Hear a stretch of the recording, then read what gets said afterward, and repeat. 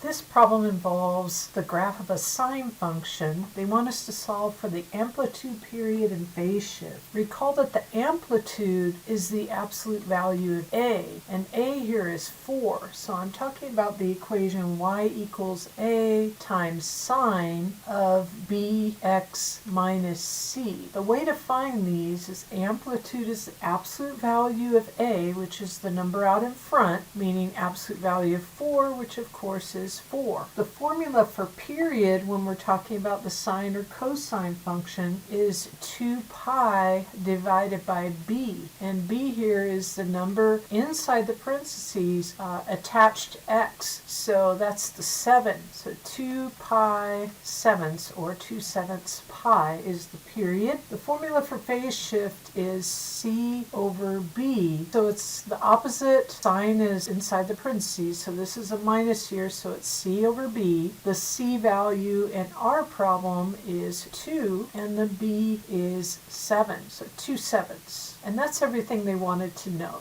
This question is asking about the graph of this cosine function. They want us to find the amplitude, period, and phase shift. Recall that the amplitude is the absolute value of a, and a is the number in front of cosine or sine, in this case cosine, so it's just the absolute value of 2, which of course is 2. Next we're going to find the period. When we're dealing with cosine or sine, we know that the equation to calculate the period is 2 pi divided by b, and b is this number that's in front of x. Period is 2 pi divided by 3/4, which is the same as 2 pi over 1 times 4/3, or 8 pi divided by 3. The last thing is to find the phase shift. Your phase shift would be the c value minus c is the formula, and that's the thing subtracted from the x, but there's nothing there, so our phase shift is 0, meaning the graph does not move left or right. Thanks for watching this video. Please subscribe for more math tips.